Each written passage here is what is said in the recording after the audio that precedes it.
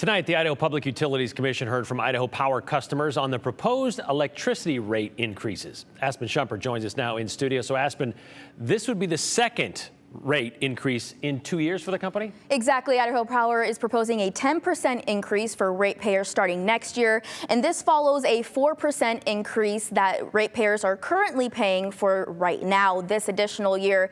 Tonight, Idaho Power did hear public testimony from people that will be paying those rate increases. Idaho Power claims the increases are to keep up with growth across the state. The rate increase would bring in $110 million annually that Idaho Power says will be used to pay for things like grid investments and wildfire resilience and labor costs. But tonight, about 30 people showed up to the commission's public hearing. About half of those people spoke, and the majority were against the rate increases. Jerry St. Clair, a retired Boise native on fixed income, says she can barely keep up with inflation and says many can't afford a rate increase on top of rising property taxes, insurance rates, and grocery costs. Maybe Idaho Power should look internally to figure out where it can cut some expenses, like families have to. A 9.89% residential increase is an outrage, particularly since they had a base rate increase less than a year ago of 3.73%.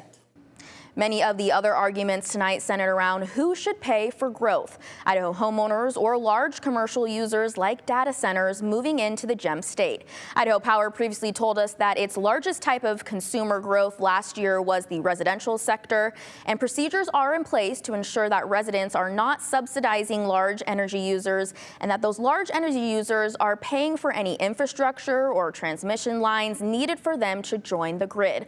But residents argue that the large energy users paying less per unit or less per kilowatt hour than the residents are paying more than those large energy users. It will force homeowners to continue shouldering the costs of growth.